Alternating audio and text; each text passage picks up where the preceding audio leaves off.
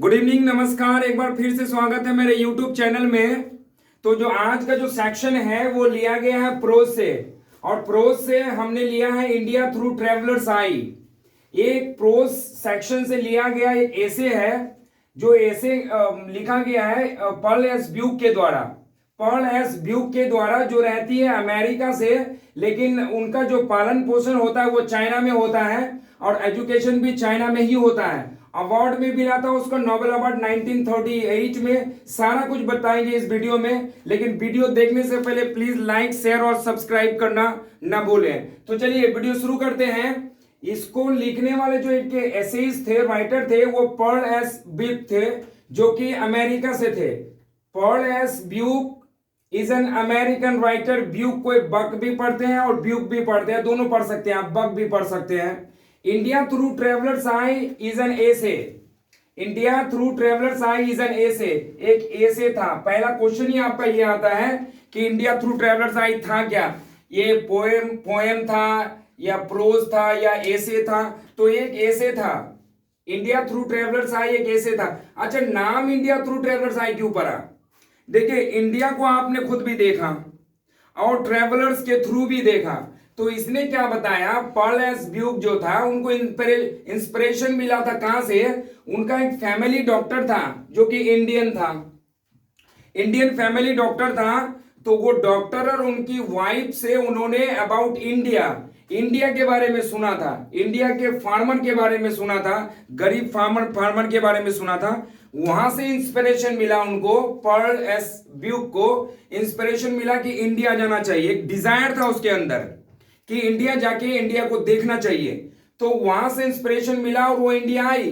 तो first time जब वो इंडिया आई ना, तो इंडिया में वो जम्मू कश्मीर गई, कन्याकुमारी गई, आगरा गई, फतेहपुर सिकरी घूमी, आगरा में ताजमहल को देखी और मून लाइट के दिन देखी। देखिए, पूर्णिमा के दिन लोग कहते हैं क्या कि अगर ताजमहल को देखा जाए तो फुल मून डे के दिन देखिए, पूर्णिमा के दिन, उस दिन अगर आप ताजमहल को देखेंगे तो वो और ज्यादा ब्यूटीफुल हो जाता है। तो वो आई थी इंडिया, ताजमहल को देखी पूर्णिमा के दिन, फुल मून डे के दिन, और कन्याकुमारी भी गई। और कन्याकुमारी में ऐसा कहा जाता है कि फुल मून डे के दिन आप कन्याकुमारी में जो समुद्र है उसमें आप एक तरफ देखेंगे सूर्य को डूबते हुए और दूसरी तरफ चंद्रमा को उगते हुए। दुनिया में, वर्ल्ड में ऐसा नजारा कहीं नहीं दिखता जैसा कि कन्याकुमारी में दिखता है। पर्ल एस ब्यूक के द्वारा ऐसा कहा गया है। और उन्होंने क्या कहा कि इंडिया में जो है वो डाइवर्सिटीज है। फॉर एग्जाम्पल, क्या उन्होंने कहा क्या कि जम्मू कश्मीर में आपको स्वर्ग मिलेगा, हेवन मिलेगा। जम्मू कश्मीर अगर आप देखा जाए, जम्मू कश्मीर को अगर देखा जाए तो वहां आपको हेवन मिलेगा, स्वर्ग मिलेगा। लेकिन वहीं अगर और इलाके आप जाएंगे तो वहां बहुत ज्यादा आपको मिलेगा क्या? गरीबी मिलेगा, बेरोजगारी मिलेगा, एकदम वर्स्ट प्लेसेस है इंडिया में। तो बोली कि डाइवर्सिटीज भी है। वो घूमी पूरा इंडिया। ये घूमने के बाद उनको पता नहीं चला इंडिया कैसा है। तो फिर वो क्या करी कि एक बार इच्छा और जताई कि इंडिया जाना चाहिए। और इस बार वो इंडिया आके क्या करी कि सिटी के इंटेलेक्चुअल यंग लोगों से मिली और गांव में जाके गरीब किसानों से मिली। मिलने के बाद उसको पता चला कि इंडिया एक्चुअली में है क्या। उसी के बारे में उन्होंने ऐसे लिखा जिसका नाम था इंडिया थ्रू ट्रेवलर्स आई, कि इंडिया ट्रेवलर के आई के थ्रू कैसा है, इंडिया थ्रू ट्रेवलर्स आई, उसी का नाम दिया गया है। तो उसको इंस्पिरेशन मिला डॉक्टर और उनकी वाइफ से कि इंडिया घूमने जाना चाहिए। तो उसी के बारे में हमने इधर लिखा है कि देखिए, इसको एक्चुअली लिया गया क्या, इंडिया थ्रू ट्रेवलर्स आई को माई सेवरल वर्ल्ड्स, उनकी एक ऐसे थी माई सेवरल वर्ल्ड्स, वहां से लिया गया है इंडिया थ्रू ट्रेवलर्स आई को। ये क्वेश्चन बार बार रिपीट होता है कि ये इंडिया थ्रू ट्रेवलर्स आई कहां से लिया गया। एक एक्सट्रैक्ट है पर्ल एस ब्यूक का, माई सेवरल वर्ल्ड्स लिया गया है। हर लव, आप देखिए वो इंडिया में आई क्या करने के लिए, तो अपने प्यार को जताने के लिए, दिखाने के लिए, हर love for the poorest people living in Indian villages. वो अपना अफेक्शन शो करने आई थी। इंडिया में जो गांव में जो गरीब किसान थे, विलेजर्स थे, उनको उनके लिए जो है अपना अफेक्शन को शो करने आई थी। बाय बर्थ थी वो अमेरिकन। वेरी इंपॉर्टेंट क्वेश्चन, ये कंफ्यूज करने के लिए आपको एग्जाम में पूछा जाएगा कि वो कहां की थी, कहां की राइटर थी, कैसी राइटर थी, अमेरिकन।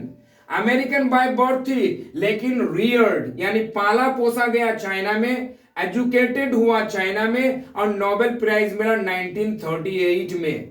किसको? पॉल एस ब्यूक को 1938 में नोबेल प्राइज मिला था। ठीक है, आप ये नहीं भूलेंगे कि उनका वो बाय बर्थ अमेरिकन थी, उसको रियर्ड किया गया था चाइना में, और एजुकेट भी चाइना में ही हुई थी। और उसने कंपेयर भी किया था कि इंडियन फार्मर जो है बहुत ज्यादा मेहनत करते हैं, लेकिन उनकी अर्निंग जो है वो जो है बाकी चाइना से कंपेयर करके बोली क्या कि चाइनीज जो फार्मर है उनसे ये गरीब है। ये बात कही है अपने इस एसे में। तो इस टॉपिक, इस एसे के रिगार्डिंग कुछ वेरी इंपॉर्टेंट एमसीक्यूज है जो हमने इधर लिखा है, आपको मैं समझाने जा रहा हूं। India through travellers eye is an essay, very important एक एसे है, ये क्वेश्चन आता है। Paul S Buck is an American writer, American writer, ये एकदम नहीं बोलेंगे, वो चाइना कंफ्यूज करने के लिए ऑप्शन में चाइना आएगा। चाइनीज नहीं थी वो, उनका एजुकेशन चाइना में हुआ था, और वो रियर्ड भी, पला पोसा गया था चाइना में ही, एक मिशनरी में पला पोसा गया था उसको, लेकिन वो थी American. She has praised Indian people and their life. अब देखिए उन्होंने जाके प्रशंसा करी अपने इस एसे में, किसके बारे में? तो इंडियन पीपल के बारे में और उसके लाइफ के बारे में। अब और वो आगे बताई क्या कि our food was served on the fresh green banana leaf. जब इंडिया वो आई ना घूमने के लिए, तो गांव में जब गई तो देखी क्या कि खाना को सर्व किया जाता है केला के पत्ता में, लेकिन दैट इज वेरी फ्रेश। उसने बताया कि फ्रेश ग्रीन लीव्स में, बनाना लीव्स में खाना को परोसा जाता है। और आगे वो ये भी बोली कि फ्रॉम बॉयहुड, छोटे से ही क्या इंडियन चिल्ड्रन को ये बात सिखाया जाता है, are taught that the right hand is for clean service, की अच्छे काम के लिए इस्तेमाल किया जाता है एक्चुअली राइट हैंड का। तो इंडिया में बॉयहुड से ही, बचपन से ही बच्चों को यह समझाया जाता है कि राइट हैंड का इस्तेमाल हम क्लीन वर्क के लिए करते हैं, साफ सुथरे काम के लिए करते हैं। आगे उन्होंने बताया कि Indian peasants are poorer than their Chinese, कि हमारे मेहनत तो इंडियन पीजेंट ज्यादा करते हैं, लेकिन वो चाइना के पीजेंट से गरीब है। आई वॉज कॉल्ड, अब देखिए क्या हुआ, एक बार उसके साथ इवेंट हुआ है, ये समरी है, तो समरी में मैंने बहुत शॉर्ट में इसे बताया है, इसलिए सारी पूरी कहानी जो है इसमें नहीं आ पाई है, तो उसका जो मेन पॉइंट है वो मैंने लिखा है इधर। तो इसमें एक इवेंट ये होता है कि एक बार उसको बुलाया जाता है, ये बोल रहे कि I was called to kill the dangerous snake. एक सांप, कहीं वो किसी के घर पे जाके रहती है, तो वहां एक सांप आ जाता है, तो उसे मारने के लिए उसे कॉल किया जाता है, बुलाया जाता है।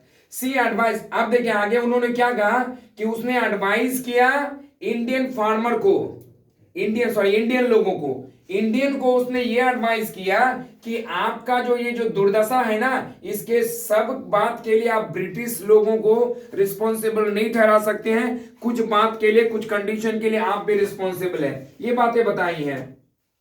उन्होंने आगे क्या कहा कि religion is ever present in Indian life. Indian life में उन्होंने हाईलाइट किया है कि इंडियन लाइफ में, कि भारतीय लोगों के जो लाइफ में है, वो रिलीजन, धर्म बोल की बातें जो है एवर मतलब हमेशा, यानी अगर वो धर्म जिस धर्म से ही है, हिंदू हो, मुस्लिम हो, सिख हो, ईसाई हो, वो अपने रिलीजन को मानते हैं एवर हमेशा।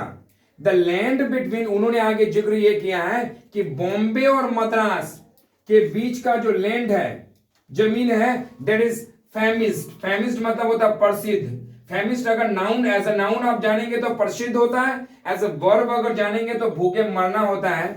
तो उन्होंने बताया क्या कि बॉम्बे और मद्रास के बीच की जो जमीन है, दैट इज वेरी फेमिस्ड, वो बहुत ज्यादा प्रसिद्ध है। आगे बताया कि आगे एक लाइन हाईलाइटेड किया हुआ है कि she had an Indian doctor. ये क्वेश्चन आता है कि उनके घर पे एक जो फैमिली डॉक्टर था, ये डॉक्टर था फैमिली डॉक्टर। तो ये जो फैमिली डॉक्टर था ना, तो ये फैमिली डॉक्टर कहाँ के थे, तो वो इंडिया के थे। यही डॉक्टर और उनकी वाइफ से उनको इंस्पिरेशन मिला था कि हमको इंडिया जाना चाहिए। वो अट्रैक्ट करे थे इंडिया की बातें कि इंडिया जाना चाहिए घूमने के लिए, इसलिए वो इंडिया आई थी। तो आज का वीडियो यहीं तक, आगे का वीडियो के लिए आप इंतजार कीजिए, लेकिन लाइक और सब्सक्राइब करना ना भूलें। धन्यवाद।